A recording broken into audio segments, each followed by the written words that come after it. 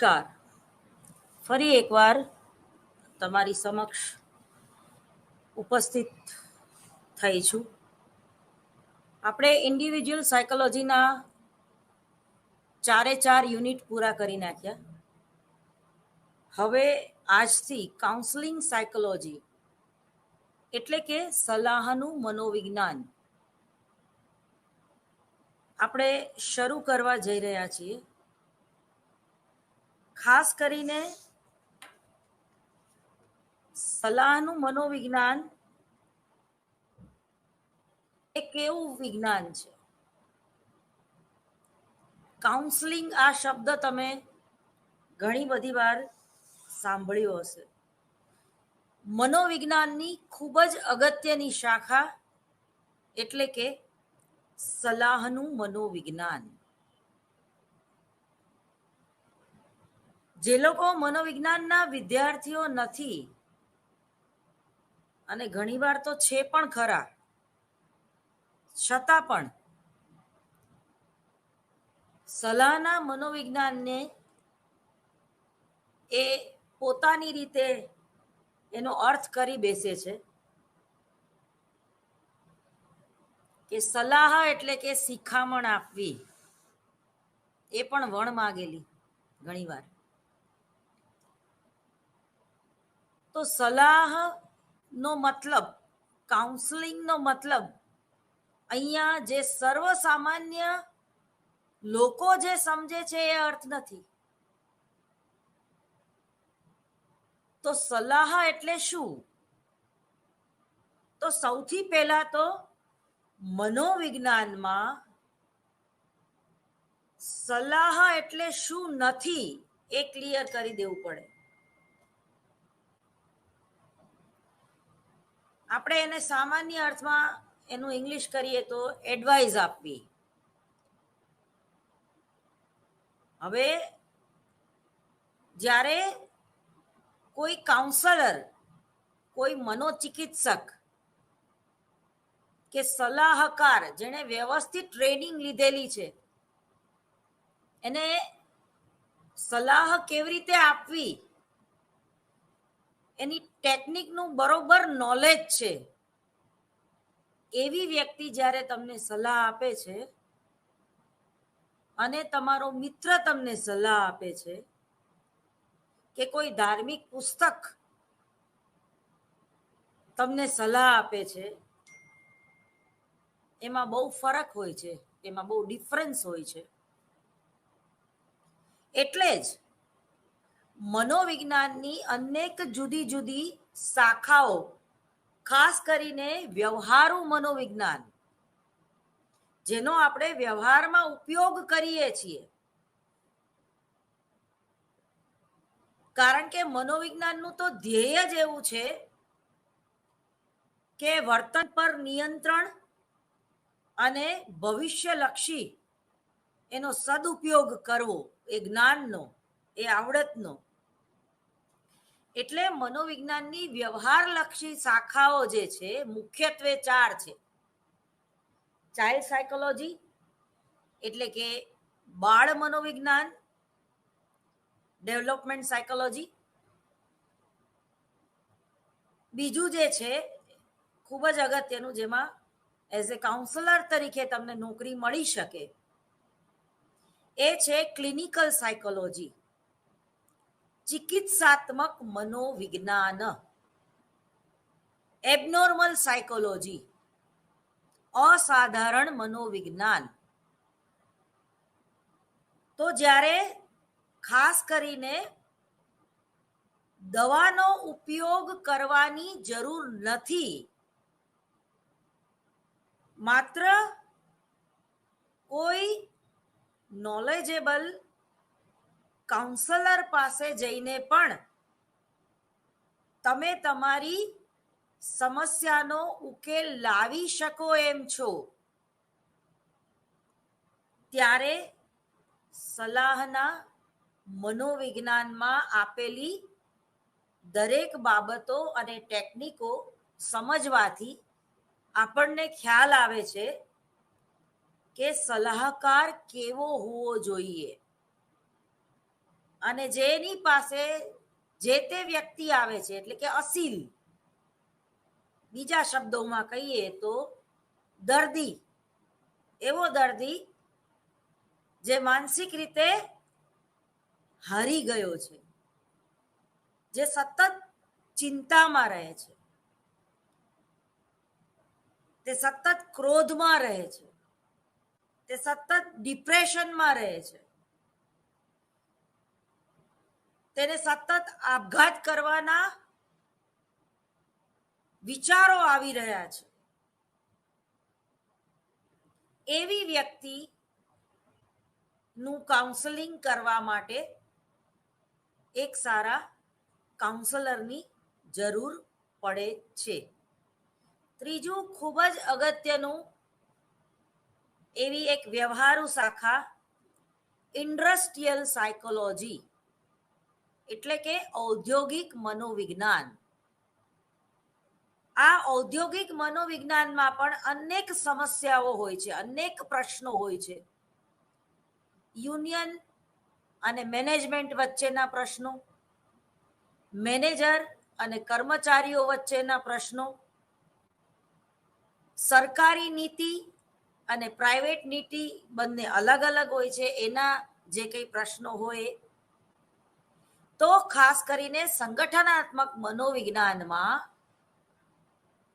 એવી સલાહ આપવામાં આવે છે કે કોઈ પણ ઇન્ડસ્ટ્રી જે છે, દાખલા તરીકે જીએસીએલ લઈ લો કે પાન પરાગ બનાવતી કંપની કોઈ પણ લઈ લો, તો એમાં પણ એક કાઉન્સલર હોય છે, એટલે કે એક સલાહકાર હોય છે, જેણે સાયકોલોજીનો અભ્યાસ કર્યા બાદ સ્પેશિયલ સાયકોલોજીમાં 2 વર્ષનો કોર્સ કરીને એઝ એ કાઉન્સલર તરીકેની એણે ડિગ્રી મેળવેલી હોય છે.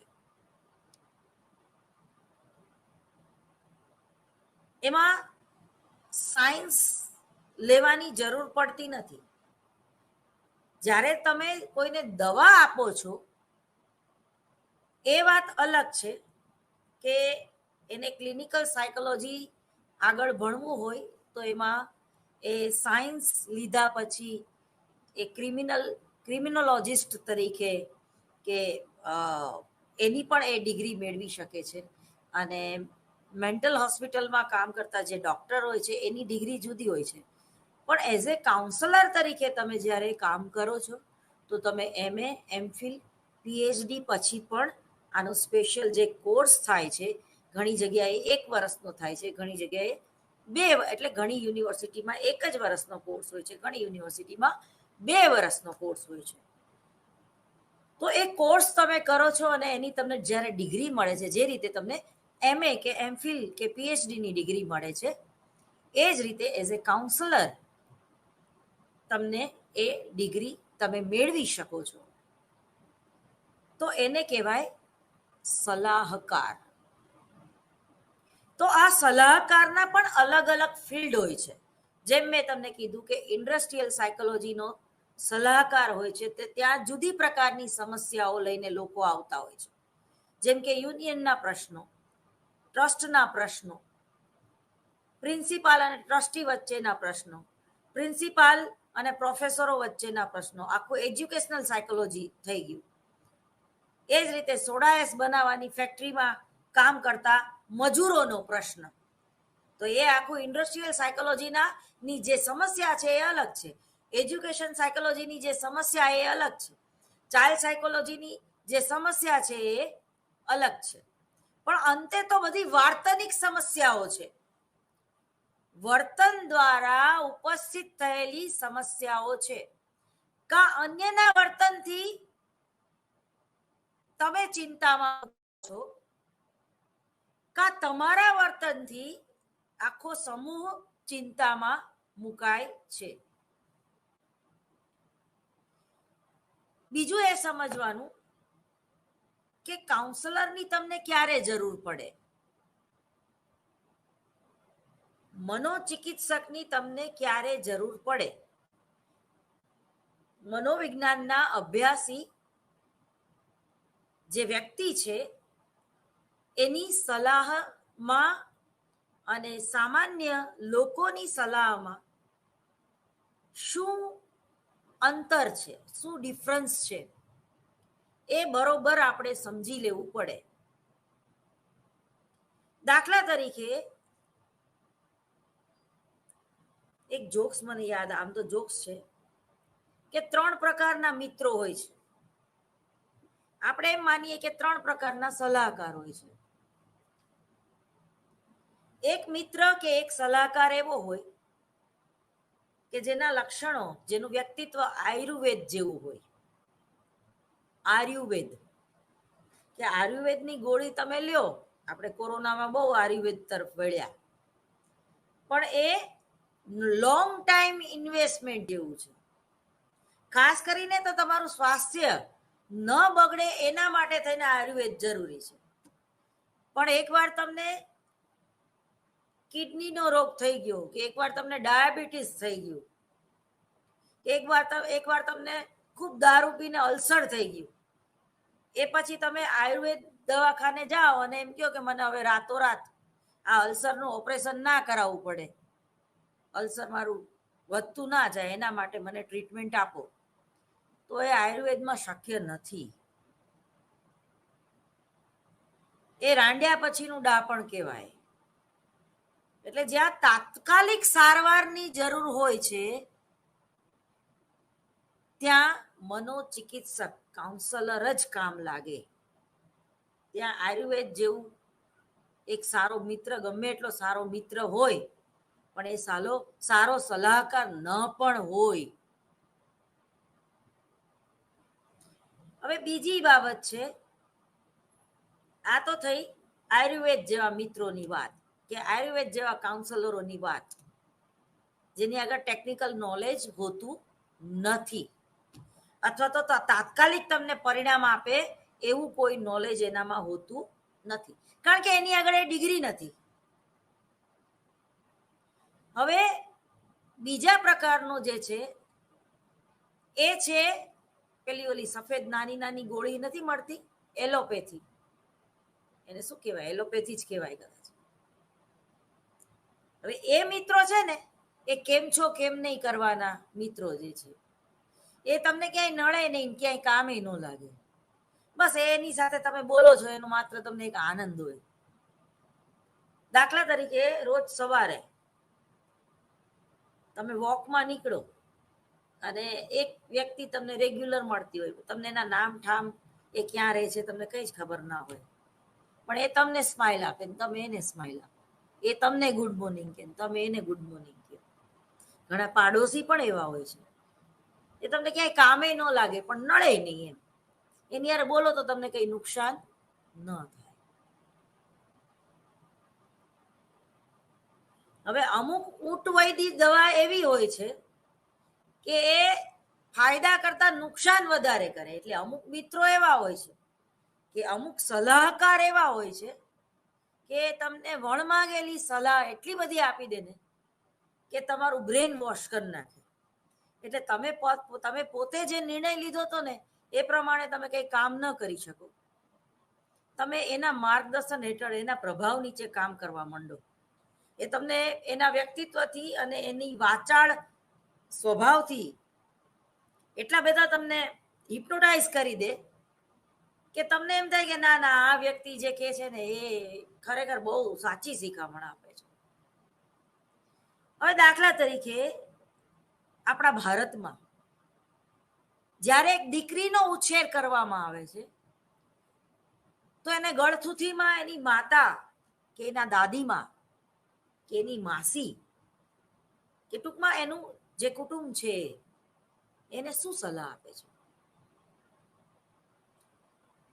તારે પારકા ઘરે જવાનું છે એટલે તારે સહન કરવું જ પડશે. તું એક સ્ત્રી છે માટે તારે જતું કરવું જ પડશે. હવે આ કેવી સલાહ કહેવાય? તમે નાનપણથી બિચારીનું બ્રેન વોશ કરી દીધું કે સ્ત્રીને સહન કરવું જ પડે. સ્ત્રી ગમે એટલી હોશિયાર હોય, ગમે એટલી ભણેલી ગણેલી હોય, પણ ઘરે આવીને તો એને જ ચાનો ગ્લાસ પોતાના પતિને કે દિયરને કે હસબન્ડ સાસુને આપવો પડે. એ પોતે થાકેલી આવી હોય તો સાસુ એને પાણીનો ગ્લાસ ન આપી શકે, એમાં એનો અહમ ગવાય. અથવા તો એ તો વડીલ કહેવાય, એ આપણને થોડા પાણીનો ગ્લાસ આપે. નાનપણથી આપણને આ રીતે જ ટ્રીટ કરવામાં આવે છે. નાનપણથી આ જ આપણા માઇન્ડમાં બીજ વાવી દેવામાં આવે છે કે સ્ત્રીને સહન કરવું જ પડે. સ્ત્રી ગુસ્સો કરે ન ચલાવી લેવાય. સ્ત્રીને પોતાનો પગાર પોતાની પાસે રાખવાનો હક નથી. સ્ત્રીને સ્વતંત્ર રીતે જીવવાનો હક નથી. જ્યારે નાની હોય છે ત્યારે એના માતા પિતા એના ઉપર વર્ચસ્વ ભોગવે છે. જ્યારે એ સ્કૂલમાં જતી થાય છે ત્યારે મોટો ભાઈ એના ઉપર સતત વોચ રાખે છે કે મારી બેન કોની સાથે, ભલે મોટી બેન હોય તો પણ, હા, નાનો ભાઈ હોય તો પણ એ તરત એમ કે છે મમ્મીને કહી દઈશ તું કોની યાર બોલતી હતી. એટલે પુરુષ નામની વ્યક્તિ થી કાયમ માટે આ સ્ત્રી છે એટલે એને જુદી રીતે સંસ્કાર આપવામાં આવે છે, એને જુદી રીતે ટ્રીટ કરવામાં આવે છે. એને સૌથી પહેલા સ્ત્રી માનવામાં આવે છે. સ્ત્રી પહેલા એ માણસ છે એ ભૂલવાડી દેવામાં આવે છે. દાખલા તરીકે પેલા જે કુરિવાજો હતા કે કોઈ વિધવા સ્ત્રી પ્રેમ ના કરી શકે, પ્રેમની વાત તો દૂર રહી, કોઈ વિધવા સ્ત્રીનું મોઢું પણ કોઈ જોવે તો એને અપશુકન માનવામાં આવે. અથવા તો કોઈ વિધવા સ્ત્રી રીમેરેજ એટલે ફરીવાર લગ્ન ન કરી શકે. દાસી પ્રથા એ પણ એક કુરિવાજ હતો. એ જ રીતે નોકરી કરતી જે સ્ત્રી જે છે એને બધો પગાર ઘણા કુટુંબમાં એના ઘરમાં અથવા તો એના પતિને કમાઈને આપી દેવો પડે છે અને પછી એને જરૂર હોય એ પ્રમાણે માગવાનું. આવી અનેક મુશ્કેલીઓ સહન કરીને પણ સ્ત્રી પોતાનું જીવન વિતાવે છે. કોમ્પ્રોમાઇઝ, આ જે શબ્દ જે છે એ કોમ્પ્રોમાઇઝ શબ્દ બહુ ભયંકર શબ્દ છે. તમે તમારા જીવનમાં જ્યારે ડગલે અને પગલે કોમ્પ્રોમાઇઝ કરીને જીવન જીવો છો ત્યારે તમારે એક કાઉન્સલરની જરૂર પડે છે. મનોવિજ્ઞાનના જાણકાર, સલાહકારની જરૂર પડે છે. કારણ કે જે સમાજમાંથી તમને સલાહ મળશે, કેવી સલાહ મળશે,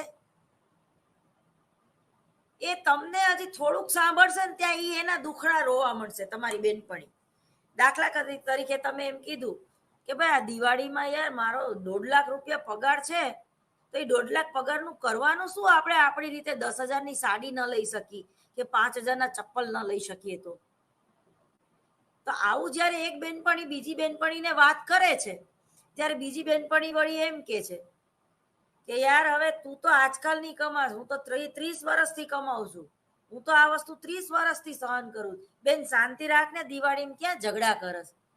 છાની માની લઈ લેજે ને, તું શું કામ કે 1.5 લાખ પગાર છે? હું તો 20,000 રૂપિયા હંમેશા છુપાવું છું, કઈક ચોરી કરું, મારા પૈસાની ચોરી કરું છું અને પછી બચત છે એમ કહીને હું મારા માટે વાપરું છું. અથવા તો મને મારા મમ્મી પપ્પાએ ગિફ્ટ આપી, ભાઈએ રક્ષાબંધનના 1000 મોકલા હોય તો એમ કહું 10,000 મોકલા, એટલે ઘરના બધા ખુશ.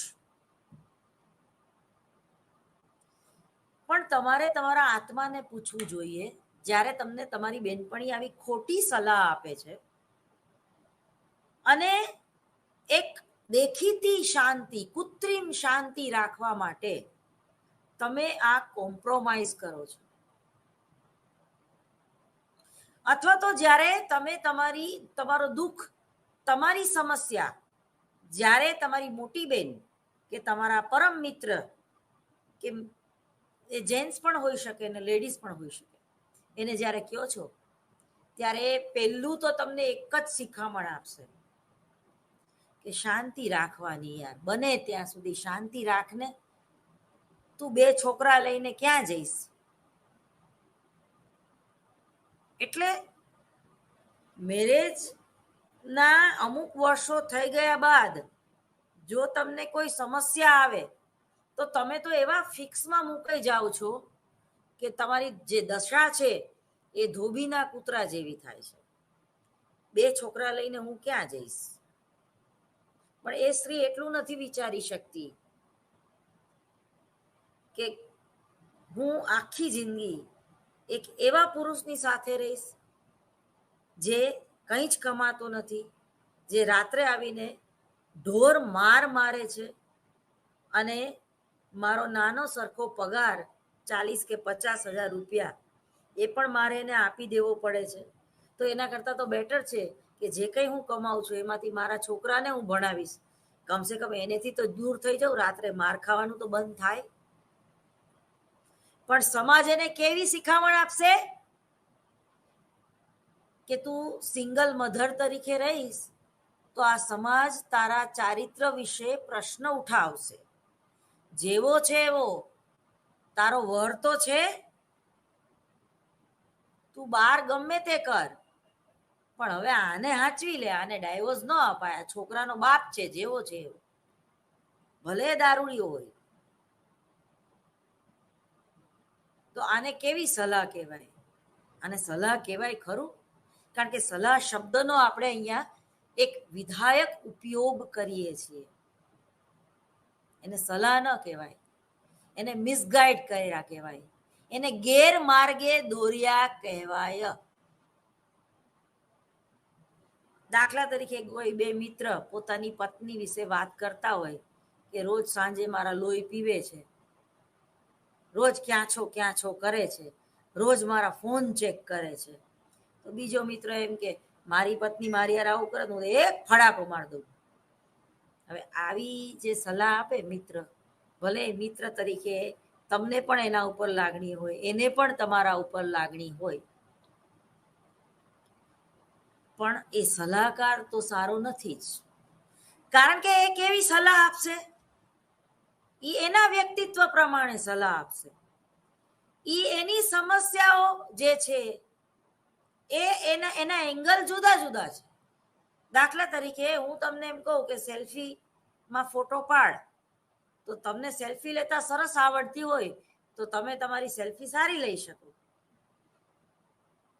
પણ મને સેલ્ફી લેવાનું કોઈ કહે તો મને સેલ્ફી મારી સારી નથી આવતી, તો મારાથી સારી ના આવે, મારે બીજાને કેવું પડે તું મને ફોટો પાડી દે. એ જ રીતે આપણે અમુક વ્યક્તિઓને જ પસંદ કરીએ છીએ, ના તું નહીં, તું પાડી દે ફોટો. કેમ એમ? કારણ કે આપણને ખ્યાલ આવી જાય છે કે આ ફોટોગ્રાફર છે, અથવા તો આને ફોટો પાડવાનું નોલેજ છે, આને ખબર છે કે આ બેનને મારે કયા એંગલથી દેખાડવા તો એ વધારે સારા લાગશે. એ જ રીતે કોઈ ફેશન ડિઝાઇનરને ખબર છે કે આ બેનને કેવા કપડાં સૂટ થશે, કેવો કલર સૂટ થશે. દાખલા તરીકે તમારી હાઈટ ખાલી 4 ફૂટની હોય અને તમે આડી લાઇનિંગના કપડાં પહેરો તો તમે જેટલા ઢીચકા છો, જેટલા નીચા છો, એનાથી વધારે નીચા લાગશો. તો જે લોકોની હાઈટ નથી એ લોકોને ઊભી લાઇનિંગના કપડાં પહેરાય. તો આ કોણ તમને સલાહ આપી શકે?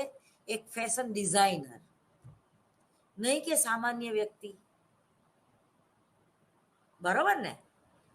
એ જ રીતે જાહેરાતનું મનોવિજ્ઞાન, તો અમુક જાહેરાતો આપણને કેમ ખૂબ ગમી જાય છે, અમુક એડિટિંગ આપણને કેમ ખૂબ ગમી જાય છે, અમુક વ્યક્તિના વાક્ય આપણને કેમ અંદર ઉતરી જાય છે. દાખલા તરીકે એક અમારા HK આર્ટ્સ કોલેજના પ્રિન્સિપાલ એવા હતા કે એ સવારે વિદ્યાર્થીઓ સમક્ષ જાય અને વિદ્યાર્થીઓને જોઈને એમ કે ગુડ મોર્નિંગ મારા દિલની ધડકનો.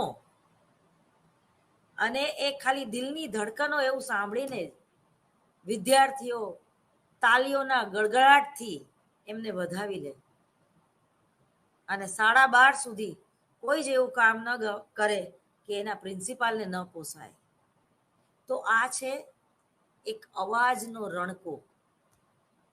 આ છે તમારા અંદરનો ભાવ વિદ્યાર્થીઓ પ્રત્યેનો.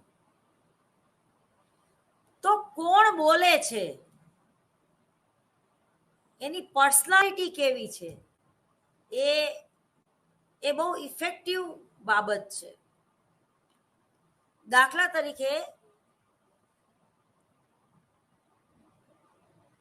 તમે IAS અધિકારી છો, બરોબર, તમે પ્રોફેસર છો, તમે પોલિટિકલ લેવલે સ્મૃતિ ઈરાની જેવું સ્થાન ધરાવો છો અને તમે વિવો મોબાઈલ કે કોઈ સામાન્ય મોબાઈલ લઈને આટા મારતા હોય તો કેવું લાગે? અને તમારા ફોનમાં, તમારા હાથમાં આઈફોન હોય તો કેવું લાગે? એ ડિફરન્સ છે. આખી તમારી પર્સનાલિટીમાં એક ચેન્જ આવી જાય. કોઈ મજૂરને તમે આઈફોન એના હાથમાં હશે તો એ આઈફોનની વેલ્યુ ઘટી જશે, પણ કોઈ એક IAS ઓફિસરના હાથમાં આઈફોન હશે તો એ આઈફોનની વેલ્યુ પણ વધશે ને IAS ઓફિસરના હાથમાં આઈફોન સારો પણ લાગે, કારણ કે એને આઈફોનનું નોલેજ છે. આઈફોનની આખી માનસિકતા અલગ છે, એની આખી ડિઝાઇન અલગ છે. પણ જે લોકોને ઊંધા ધંધા કરવા છે, કોઈને છેતરવાના ધંધા કરવા છે, વારંવાર જેના ફોનમાં ઉઘરાણીઓના ફોન આવે છે, તો એ લોકો એન્ડ્રોઈડ ફોનનો ઉપયોગ કરે, કારણ કે એ ગમે એવા ડેટા હોય, એન્ડ્રોઈડ ફોન છે તેમાંથી એ ડેટા કાઢી શકો તમે, એને ડિલીટ પણ કરી શકો. અથવા તો તમે જો આ બધા હીરો ને હિરોઈન પકડાય કેમ ગયા? આ ગાંજાના પેલામાં ચેટિંગ કરતા મોબાઈલથી જે લોકો પકડાણા, બધાની આગળ આઈફોન હતો, બધા આઈફોનનો યુઝ કરે, હીરો ને હિરોઈન. સિરિયલોમાં પણ તમે જો આઈફોન જ દેખાડશે. નવું મોડલ સેમસંગનું નીકળ્યું છે, પણ એ નવું મોડલ 2 કે 3 મહિના દેખાડશે, પછી નહીં દેખાડે. પણ આઈફોન સદાબહાર છે. જે રીતે બાંધણીનો ડ્રેસ જે છે એ સદાબહાર કહેવાય. એ ક્યારે એની ફેશન જાય જ નહીં, ઓલ્ડ થાય જ નહીં. પણ ગમે એવી પેટર્ન આવે તો બીજા બધા જે ડ્રેસ છે એ ગમે ત્યારે એ આપણે એક બાજુ મૂકી દઈએ છીએ, માળી એમ ચડાવી દઈએ છીએ, પછી પાછી એની ફેશન આવે ને ઉતારીએ, એ જુદી વસ્તુ. પણ બાંધણી એવી છે કે એ સદાબહાર છે. તો એ જે એ કાઉન્સલર જે છે એની તમે જ્યારે સલાહ લ્યો છો, જેની પાસે ડિગ્રી છે એની જ્યારે તમે સલાહ લો છો, તો એની પાસે યોગ્ય ટેકનિક છે, યોગ્ય સિદ્ધાંતો છે કે કઈ વ્યક્તિનું કઈ રીતે કાઉન્સેલિંગ કરવું. જે વ્યક્તિ સતત ભયથી પીડાય છે, જે વ્યક્તિ સતત ચિંતાથી પીડાય છે, જે વ્યક્તિ સતત ભ્રમ અનુભવે છે, તો એનું રિપેરિંગ કરવાની ટેકનિક અલગ છે. પણ જેને યુનિયનના પ્રશ્નો છે, જે પોતાના ઘરને સમય નથી આપી શકતો એવો પુરુષ છે, જેને પોતાની મૂળભૂત વૃત્તિ સંતોષવાનો પણ ટાઈમ નથી મળતો, એટલે ઘણીવાર જમવાનો ટાઈમ નથી મળતો, તો તમે સમજી શકો છો કે સેક્સ એન્જોય કરવાનો તો ટાઈમ એને કેવી રીતે મળતો હશે. તો આવી સતત બિઝનેસની પાછળ વળગેલી વ્યક્તિ જે છે એની સમસ્યા અલગ હોય છે, મેનેજરની સમસ્યા અલગ હોય છે, IAS ઓફિસરની સમસ્યા અલગ હોય છે, કલાકારોની સમસ્યા અલગ હોય છે, પતિ પત્ની વચ્ચે જે ઝઘડા હોય છે તો એ લોકોની સમસ્યા અલગ હોય છે, બાળકની સમસ્યા અલગ હોય છે, અપરાધથી પીડાતી વ્યક્તિની સમસ્યા અલગ હોય છે, વકીલોની સમસ્યા અલગ હોય છે, ડોક્ટરોની સમસ્યા અલગ હોય છે. તો હવે જેમ કાન અને નાક અને આંખના ડોક્ટર જુદા જુદા હોઈ શકે, એ જ રીતે સલાહકાર પણ કેવા પ્રોબ્લેમના, તો કે પતિ પત્ની વચ્ચેના ઝઘડા અને લગ્ન જીવન વિચ્છેદન ન થાય એના માટેની સિટિંગ, તો એ આખી કૌટુંબિક બાબત અને પતિ પત્ની વચ્ચેના જે અણબનાવો છે એને સોલ્વ કરવા માટે એક જુદો કાઉન્સલર હોય. પોલિટિકલ લેવલે સલાહ આપનાર વ્યક્તિ એક જુદો કાઉન્સલર હોય. મોદીને સલાહ આપનાર વ્યક્તિ કે એને રિલેક્સ કરવા માટે કોઈ જુદો કાઉન્સલર હોય. જે લોકો એરોસ્ટ્રેસનું કામ કરે છે એને પણ કાઉન્સેલિંગની જરૂર પડતી હોય છે, કારણ કે સતત સારી અને ગંદી નજરોથી એને સતત કોક જોતા રહેતા હોય, એનું પણ ડિપ્રેશન આવે છે. એ લોકોના જે કપડાં છે, એ લોકોને જે ફિગર સાચવી રાખવાનું છે, તમે બેડોળ હોય તો તમે એઝ એ એરોસ્ટ્રેસ તરીકે ના ચાલો. એ જ રીતે કામનો સ્ટ્રેસ, ઓવર ટાઈમનો સ્ટ્રેસ, તો આ દરેકના સલાહકાર જે છે એ અલગ અલગ હોય છે. હું તમને એ કહેતી હતી કે બાળ મનોવિજ્ઞાન, ચિકિત્સાત્મક મનોવિજ્ઞાન, શૈક્ષણિક મનોવિજ્ઞાન, ઔદ્યોગિક મનોવિજ્ઞાન, સ્પોર્ટ્સનું મનોવિજ્ઞાન, મનોરંજનનું મનોવિજ્ઞાન, જાતીય મનોવિજ્ઞાન,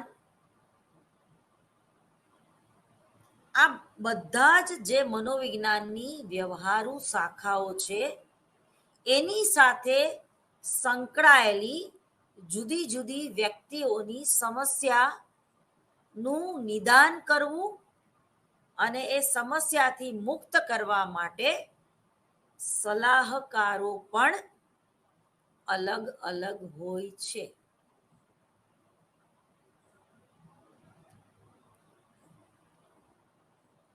સલાહકારને જ ખાલી ધ્યાનમાં નથી લેવાનું,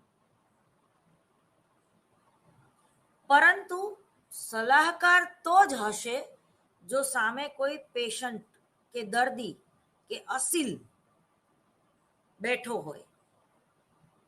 એટલે ઓછામાં ઓછી આમાં બે વ્યક્તિ હોવી જોઈએ, સલાહ માંગનાર અને સલાહ આપનાર. બે થી વધુ વ્યક્તિ હોઈ શકે. હા, મીડિયાનું મનોવિજ્ઞાન એ બોલવું ભૂલી ગઈ, એ લોકોને પણ સતત કાઉન્સેલિંગની જરૂર પડતી હોય છે, કારણ કે સતત માથાકૂટ, ઝઘડા અને નેગેટિવ ન્યૂઝ, અને ખાસ કરીને દાખલા તરીકે આ મોરબીનો જે મચ્છુ ડેમની જે કરુણ ઘટના બની, તો 3 દિવસ 4 દિવસ સુધી ત્યાં રિપોર્ટર સતત રહે, તો 100% એને પણ ડિપ્રેશન આવે, 100% એ પણ વર્તમાન પરિસ્થિતિની સરકારથી નારાજ થઈ જાય.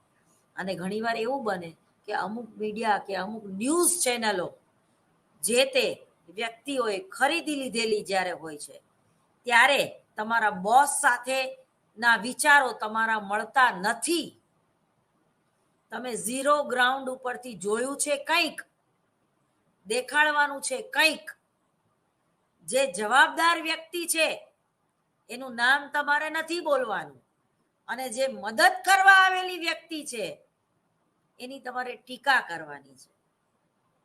તો તમારો આત્મા આના માટે તૈયાર થશે નહીં થાય. ત્યારે કયો શબ્દ આવે? કોમ્પ્રોમાઇઝ. સામાન્ય વ્યક્તિ કે બોસના જે ચમચા છે કે બોસથી એક નીચેની વ્યક્તિ જે છે, સમાચાર વાંચનાર, સમાચાર લખનાર, એ આ રિપોર્ટરને શું સમજાવશે? ભાઈ તું આ રિપોર્ટિંગ કરીને આવ્યો છું, પણ આ શાંતિ રાખ, ભાજપનું ખરાબ નથી બોલવાનું. આપણે એને જુદી રીતે જરાક જોઈ લઈએ. તો તમે જે રિપોર્ટિંગ કરીને લાવ્યા છો, એ જે લેખક છે એને મઠારી દે છે. જે તમે આકરા પ્રહારો કર્યા છે જે તે સરકાર ઉપર, એને થોડુંક માઇલ્ડ કરી નાખશે. અને પાછો એ સમાચારને વાંચનાર વ્યક્તિ, જે ન્યૂઝ રીડર કહેવામાં આવે છે, એ તો પાછો અમુક એની મેળાએ પાછું એક શબ્દ કંઈક નવો ઉમેરશે, અથવા તો જે શબ્દ હોય નહીં બોલે, અથવા તો એ શબ્દ ઉડાડી જ દેશે એને ના ગમતું હોય એટલે.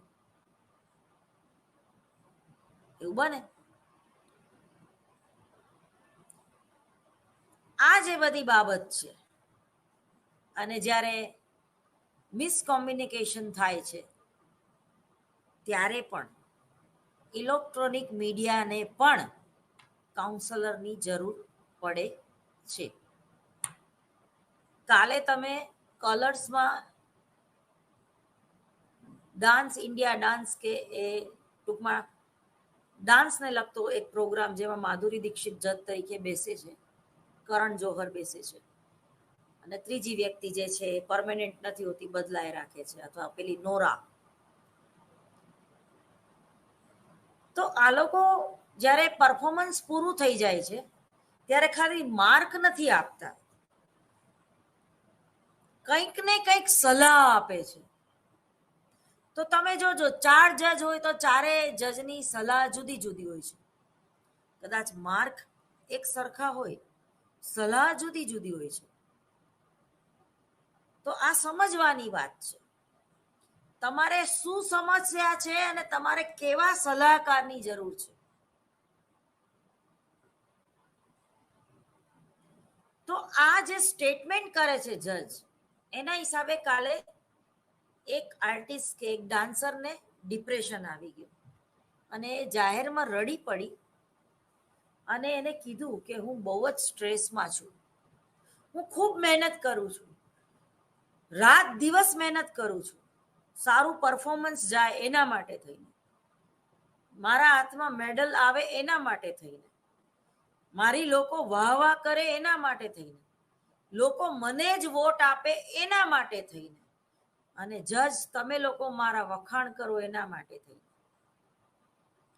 પણ હવે હું થાકી ગઈ છું, હવે મને સખત, હું ડિપ્રેશનમાં છું, મને આ વાતનો સતત સ્ટ્રેસ રહે છે હવે.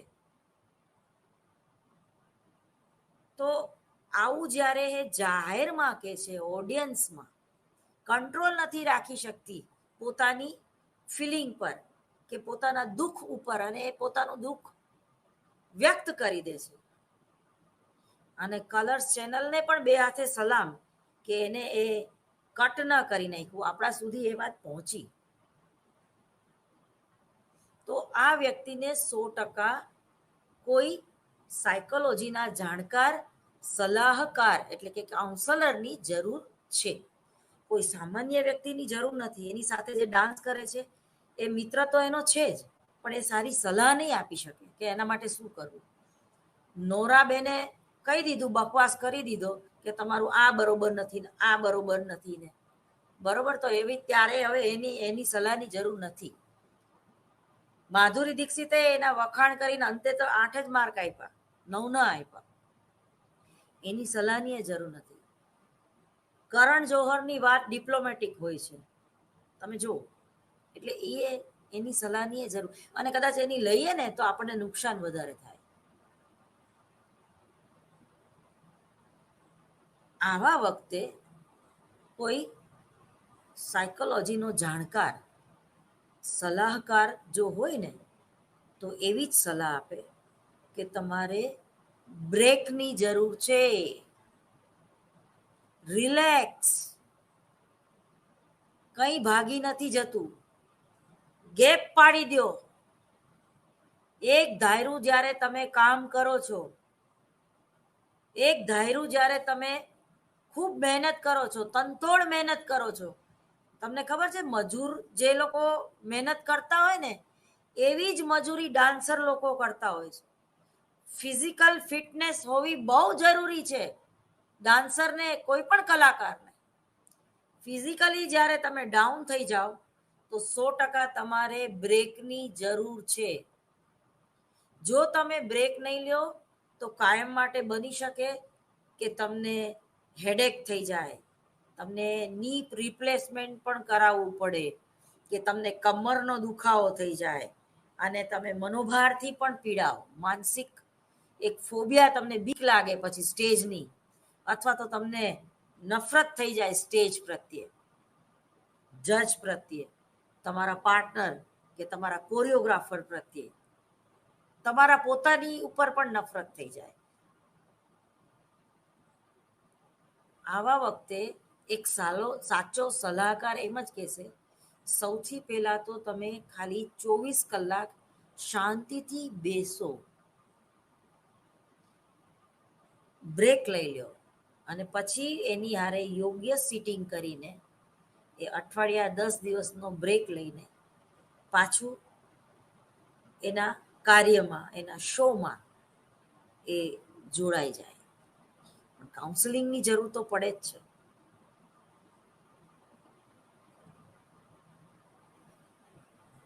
પશ્ચિમી દેશોમાં જે રીતે આપણને જે રીતે શરદી ઉધરસ થાય ને આપણે હોસ્પિટલ જઈએ છીએ, એ જ રીતે એ લોકો નાની બાબતમાં પણ હોસ્પિટલ જાય છે. મેન્ટલ હોસ્પિટલની વાત કરું છું.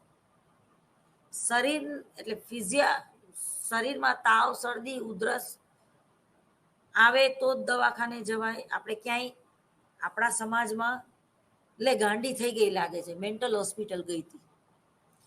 ગાંડા ન થઈ ગયા તો ગાંડા થઈ જાય સ્ટેટમેન્ટ સાંભળીને. એટલે આપણામાં એક ક્ષોભ છે, આપણામાં એક એવી માનસિકતા કે આપણું પોતાનું પણ એ જ સમાજમાંથી આપણે આવીએ છીએ ને, અંતે તો એવું વલણ છે કે ભાઈ મેન્ટલ હોસ્પિટલ ન જવાય, લોકોને ખબર પડે તો બહુ ખરાબ કહેવાય. કોઈ દીકરી જે છે એને એ એપિલેપ્સીનો ભોગ હોય, એટલે કે એને તાણ આવી, ખેંચ આવી, તો સૌથી પહેલા એનું કાઉન્સેલિંગ કરાવવું જોઈએ. અને પછી કાઉન્સેલિંગથી ના થાય તો પછી એને માનસિક રોગના દવાખાને પણ લઈ જવી પડે. પણ માતા પિતા શું વિચારે છે કે યાર હજી લગ્ન નથી થયા, 15 વર્ષની દીકરી છે, અત્યારથી આપણે એને એનું કાઉન્સેલિંગ કરાવી કે કોઈ મેન્ટલ હોસ્પિટલે લઈ જઈ તો એના લગ્ન નહીં થાય. પણ એનું વિચારીનું શું થશે એ નથી વિચારતા. સગાવાલાઓને ખબર પડશે તો છોકરી બદનામ થઈ જશે. એ જ રીતે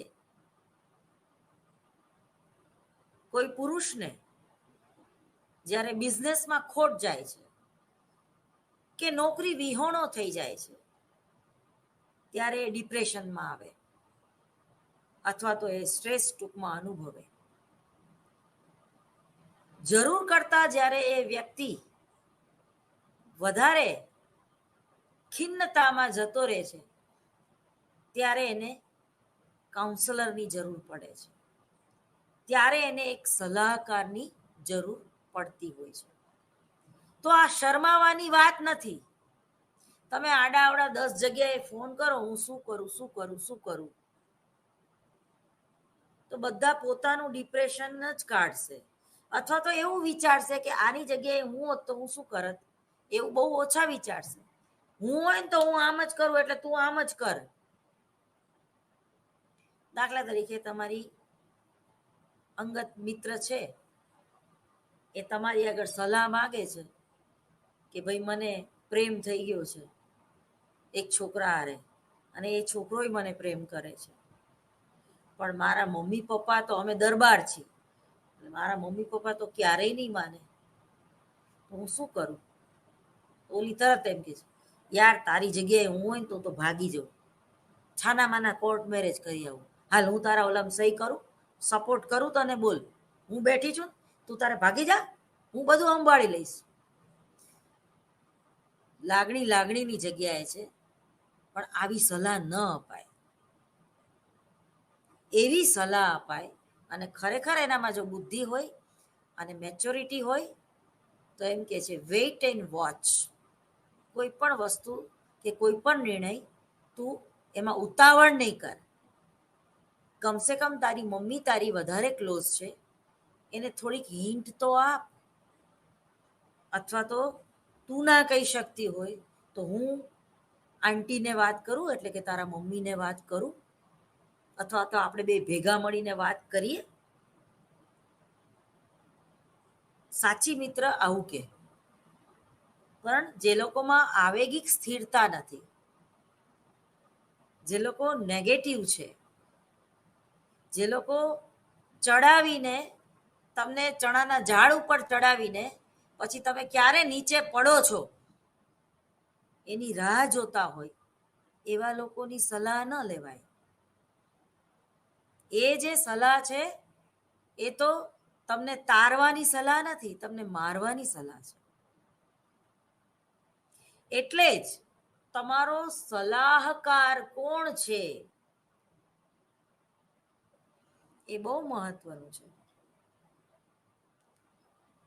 મહાભારતના યુદ્ધમાં અર્જુનનો સલાહકાર કૃષ્ણ હતા, માટે એ યુદ્ધ જીતી ગયા. એ જ રીતે ઘરમાં કોઈ એક સમજુ વ્યક્તિ હોય છે ને તો એ ઘર ટકી રહે છે. દાખલા તરીકે લંકા, તો લંકામાં જ્યાં સુધી વિભીષણ હતા ત્યાં સુધી લંકાનું કોઈ બગાડી ન શક્યું, ઇવન શ્રી રામ પણ જ્યારે વિભીષણ શ્રી રામના પક્ષે થઈ ગયા અને ત્યારે લંકાનો નાશ થયો. તમારો સલાહકાર કોણ છે, ખૂબ એટલે ખૂબ મહત્વની વાત છે. એડવાઇઝર ધીરુભાઈ અંબાણી કે તાતા બિરલા કે અદાણી ગ્રુપ કેમ આટલું સફળ છે, તો એની પાછળ એના સલાહકાર છે. એ ચેક કરવું પડે કે નીવની ઈંટ કેટલી મજબૂત છે. આપણે આમાં કહેવત છે કે મોરના ઈંડા ચીતરવા ન પડે. એ બાળકને જોઈને ખ્યાલ આવી જાય કે આ કોનું બાળક છે. એની જે લઢણ છે, એનું જે નોલેજ છે, એની જે બોડી લેંગ્વેજ છે, એના ઉપરથી આપણને કે તું ફલાણાનો છોકરો ને. અને જો આપણો સમાજ કેવો છે કે છોકરો ડાયો થાય ને તો બાપનું નામ લેવાય કે ભાઈ આ લાલો બહુ ડાયો છે, તો કે એના બાપા કોણ છે, તો કે ઘનશ્યામ કારિયા. પણ જો એને એ દીકરો વંઠેલ થાય, દારૂડિયો હોય, જુગારી હોય, કોઈ અપરાધિક વર્તન કરતો હોય, સતત જેલમાં જાય, તો કે કોનો આ વંઠેલો કોનો, તો એની પાછળ એની માનું નામ આવે. બોલો, છોકરું બગડે તો કે માં બરોબર ધ્યાન નથી રાખતી, પણ છોકરો હોશિયાર થાય તો કે બાપનું નામ ઉજ્જવળ કર્યું. એટલે આ આપણા વલણો છે, આ આપણા પૂર્વગ્રહ છે કે સારું થાય તો એમાં પિતાનો ફાળો છે, અને બાળક ખરાબ થાય તો આપણે એમ કે ભાઈ એની માં જ બરોબર નથી. કૂવામાં હોય તો અવેડામાં આવે ને, એની માં જ કેટલી એની સાસુ સામે બડબડ બડબડ કરે રાખે, તો છોકરો આવો ઉદ્ધત જ હોય ને, એમાં શું નવાય. એ જ રીતે આપણે ઘણીવાર કહીએ છીએ, તું ભાઈ કઈ સ્કૂલમાં ભણીને આવ્યો? તો કે શાળા નંબર 5. હા, તું તો તને યાર માફ છે, તો તને કેવી રીતે ખબર પડે 2 ને 2 4 જ ન થાય, 2 ને 2 5 પણ થાય? પણ એવી પણ સ્કૂલ હતી જ્યારે અમે નાના હતા ત્યારે, કે એક લેક્ચર પૂરું થાય ને પછી બીજા લેક્ચરમાં બેલ ન વાગે, મ્યુઝિક વાગે. અને એ મ્યુઝિક પણ કેવું, જુદા જુદા રાગો આધારિત. શિવરંજની રાગ, લલિત રાગ કે માલકોશ રાગ, આ જુદા જુદા રાગોનું મ્યુઝિક વાગે. અને એ મ્યુઝિક જે છે 2 થી 3 મિનિટ વાગે. અને રિસેસ પડતા વિદ્યાર્થીઓ અને પ્રોફેસરો પણ વિચારતા થઈ જાય કે આ કયો રાગ હતો. તો આને ક્રિએટિવિટી કહેવાય, આને નોલેજ કહેવાય. અને જે કંઈ તમે લેક્ચરમાં ભારેખમ થઈ ગયા છો અને તરત જ તમને મ્યુઝિક સાંભળવા મળે છે, તો તમે સ્ટ્રેસ પણ માંથી દૂર થાવ છો, તમે રિલેક્સ થાવ છો. અને જે લોકોને રાગ નથી સમજાતા, જે લોકોને સંગીતનું નોલેજ નથી, તો એ લોકોને પણ કંઈક જાણવાની વૃત્તિ એનામાં પેદા થાય છે કે હાડું આ કયો રાગ હતો સમજાણું નહીં. એ તરત જ એના સંગીતના જે ટીચર છે એને પૂછશે કે આ કયો રાગ હતો, કંઈ ખબર ન પડી.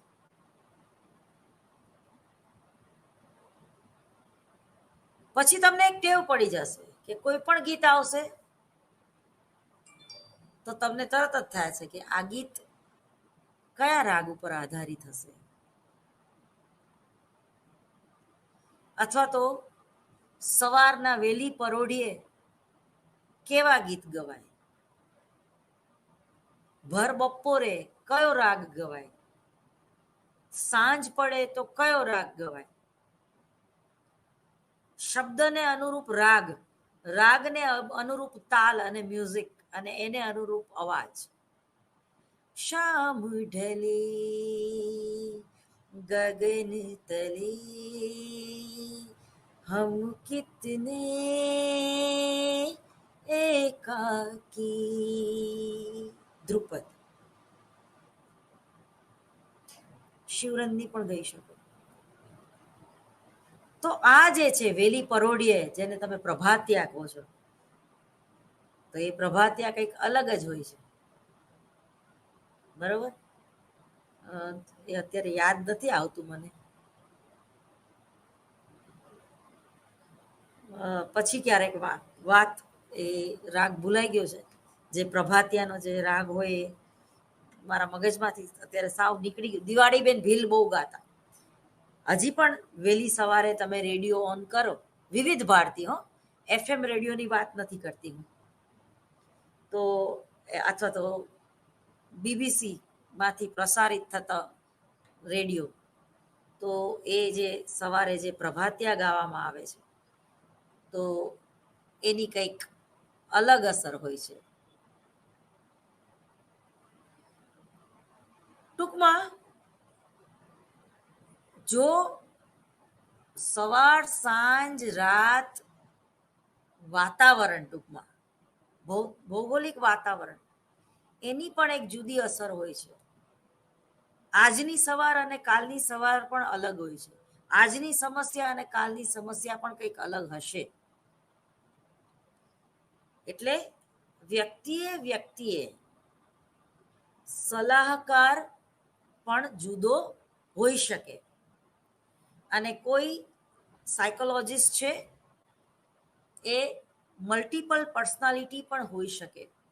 એટલે કે પતિ પત્ની વચ્ચેના સંબંધોમાં આવેલી તિરાડ અને યુનિયન અને મેનેજર કે ટ્રસ્ટમાં ની વચ્ચેની સમસ્યાઓનું પણ એ પોતે સમાધાન કરાવી શકે છે.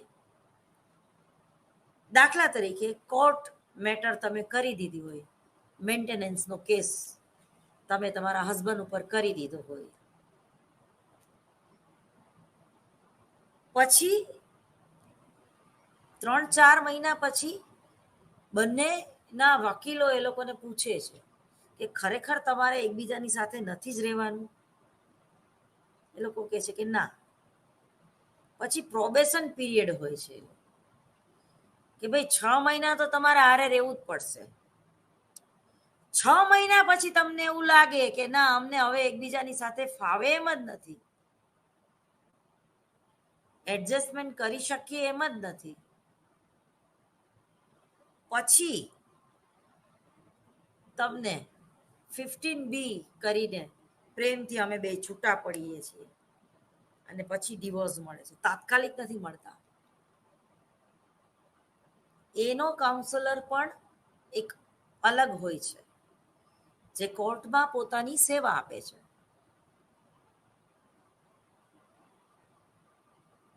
જે બાલ મંદિરમાં ભણે છે છોકરાઓ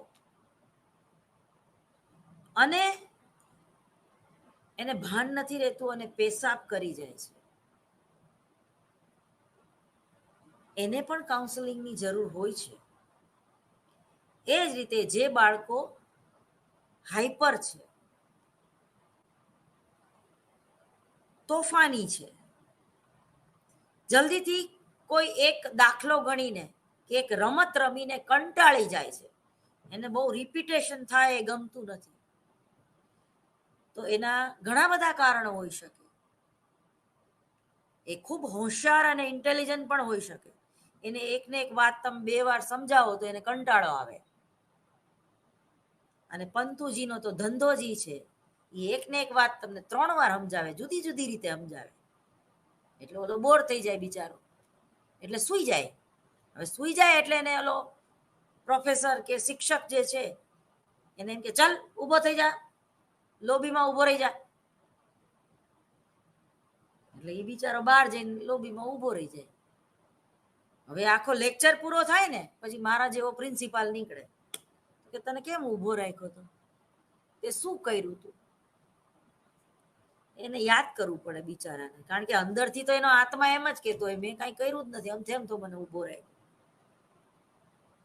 પછી બહુ વિચારે તો હું ઊંઘતો હતો, પણ પછી પ્રિન્સિપાલ એને પૂછતો નથી કે તું કેમ ઊંઘતો હતો, તને બધું સમજાઈ ગયું તું એટલે તને નીંદર આવી ગઈ કે તને કંઈ જ નહોતું સમજાતું એટલે તને નીંદર આવી? જો સારો કાઉન્સલર હશે એ પ્રિન્સિપાલ તો સમજી જશે કે બાળકને ઊંઘ ક્યારે આવે. કાંઈ વાગોળતો હોય એ ઊંઘતો ન હોય, ખાલી એની આંખ બંધ હોય, એ બરોબર એક્ઝેક્ટ એના શબ્દો સાંભળતો હોય. હું મારા પોતાના અનુભવ કહું છું. પોરબંદર આર્યકન્યા ગુરુકુલમાં મારા પ્રિન્સિપાલ ગાર્ગીબેન કરીને હતા. હવે એ સંસ્કૃતના પ્રોફેસર, સંસ્કૃતના શિક્ષક અને પાછા પ્રિન્સિપાલ પણ ખરા. હવે પહેલું જ લેક્ચર એમનું હોય સંસ્કૃતનું. સંસ્કૃત મને ગમે ખરું પણ એટલું બધું નહીં. આપણને કોઈ વ્યક્તિ ગમતી હોય પણ આપણે એને પ્રેમ ના કરી શકીએ એવું, ટૂંકમાં સંસ્કૃત પ્રત્યેનું મારું વલણ એવું. પણ મને કૃષ્ણ બહુ ગમે, એટલે ભગવદ્ ગીતા એ ભણાવે, નીતિશાસ્ત્ર ભણાવે એ બહુ ગમે, પણ રામમ રામે રામા આ જ્યારે વ્યાકરણ શરૂ કરે તો મને ઊંઘ આવે અને રીતસલ મને, મેં તમને આ ઉદાહરણ આપ્યું એમ મને ઊભી રાખે. પણ પછી એક વડુકર સરે કરીને હતા સાયકોલોજીના પ્રોફેસર, એણે ગાર્ગીબેનને કીધું કે આ છોકરી જ્યારે સૂવે ને ત્યારે તમારે એને ઊભું કરીને બોલ કહેવાનું કે હું શું બોલી બોલતો. પછી ગાર્ગીબેને મને એકવાર સૂઈ ગઈ હતી તો મને ઊભી કરી તો કે આજે તને બહાર નથી કાઢવી, હું કયો શ્લોક બોલી જાને. એટલે હું બોલી કે તમે આ શ્લોક બોલ્યા, એ શ્લોક મને અત્યારે યાદ નથી. પછી એમને મને એવું કીધું કે અધુરમ મધુરમ નયનમ મધુરમ મધુરાધિપતે અખિલમ મધુરમ, આખું સંસ્કૃતમાં ગા. મેં તો સરસ ગાયું. એટલે મને 2 ફાયદા થયા. એક તો એમને ખબર પડી કે મારો અવાજ એ સરસ છે, હું ગઈ શકું એમ છું, એટલે મારે સંગીતની દુનિયામાં પગ મૂકવો જોઈએ એ નોલેજ મને મળ્યું. અને બીજું એ કે હું ડોબી નથી, કે મારો શિક્ષક પણ ડોબો નથી, કે એ કંઈ બોલે ને મને સમજાય નહીં ને હું સૂઈ જાઉં છું. પણ મારી તકલીફ એક જ હતી કે ગાર્ગીબેન વારે ઘડીએ 2 કે 3 વાર એક ને એક શ્લોક સમજાવતા, એટલે હું બોર થઈ જતી, એટલે હું સૂઈ જતી. તો ઘણા બાળકો આવા હોય છે કે તમે એને એકને ઈ જો ઘરમાં મમ્મી હવે એકની એક વાત નહીં કરે, આગળ વધ, હવે બીજું તું શું કહેવા માંગતી, ઈ સમજી ગયો હું, હવે આમ નહીં થાય. તો ઘણીવાર આપણે કારણ સુધી પહોંચી શકતા નથી. દરેકના જીવનમાં આવો ગુરુ મળતો નથી કે જેને તમારામાં આટલો બધો રસ હોય કે આ સૂઈ શા માટે જાય છે, એની ઊંઘ પૂરી નથી થતી, એનામાં કોઈ વિટામિન કે પ્રોટીનની ખામી છે કે શિક્ષકની ખામી છે કે એને બધું સમજાઈ જાય છે એટલે એ બોર થાય છે. એટલે સાચું કારણ સમજવા માટે એક સાચો ગુરુ જોઈએ, જેને આપણનામાં ખરેખર રસ પડે, કોઈ પણ સ્વાર્થ વગર, અનકન્ડિશનલ લવ. તો આ બધી આપણે સામાન્ય વાત કરી. હવે સલાહના મનોવિજ્ઞાનમાં સલાહની વ્યાખ્યા આપણે જોઈશું, અને પછી ધીમે ધીમે એનું આખું જે સિલેબસ છે એના જે જુદા જુદા 4 યુનિટો છે એ હું એકવાર વાંચી જઈશ, અને જેમ જેમ જે ટોપિક હું ભણાવું એ ટોપિક હું તમને સ્ક્રીન ઉપર દેખાડતી જઈશ. તો સલાહનું સ્વરૂપ કેવું છે?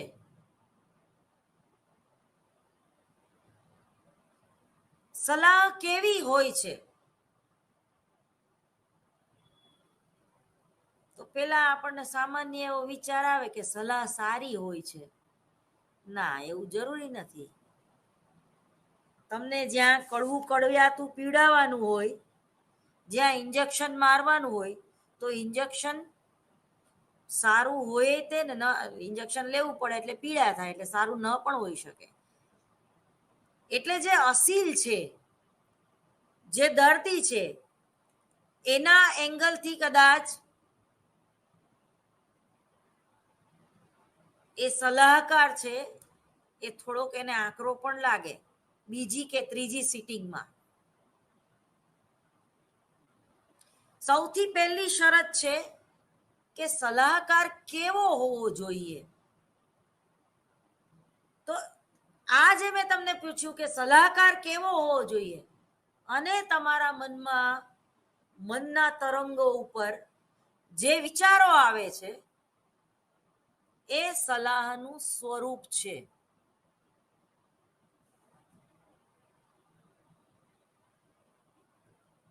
સ્વરૂપ એટલે સ્ટ્રક્ચર. હાથીનું સ્ટ્રક્ચર કેવું છે? તમે સૂંઢને અડો, આંખે તમારા પાટા બાંધી દેવામાં આવે અને હાથી સમક્ષ તમને લઈ જવામાં આવે અને તમે એની સૂંઢને અડો, તો તમને તરત જ ખ્યાલ ન આવે કે આ હાથીની જ સૂંઢ છે.